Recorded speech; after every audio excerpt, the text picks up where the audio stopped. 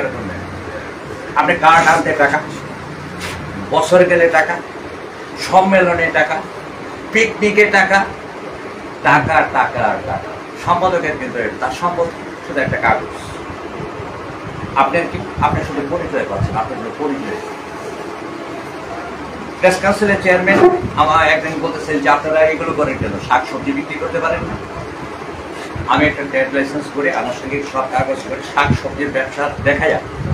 আমি ওনার কাছে যেয়ে বলছি যে স্যার এখানে একটা সিগনেচার একটা ফরওয়ার্ডিং, এটি স্যার একটা তদবিরও না স্যার, আমার নিজের তদবির নিজে। আমি স্যার সবজি ব্যবসায়ী হচ্ছে স্যার, আপনি না বলছেন।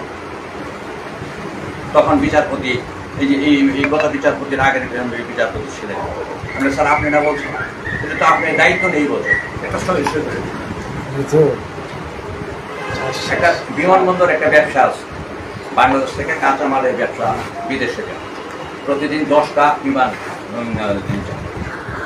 প্রতিদিন ইউরোপে।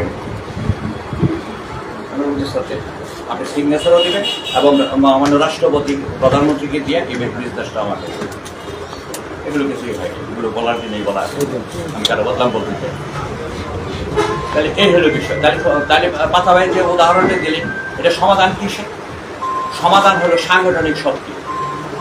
যে কথাটা রতন বলে গেল, এই যে এখানে 53টা উপজেলা, 53টা উপজেলা 10 জন করে সাংবাদিক যদি থাকে সংঘবদ্ধ, 530 জন, 530 জন মানে সংঘবদ্ধ কোন মানে পেশাধারী শক্তির ভূমিকা কেউ সাথে করতে পারে, কেউ পারে।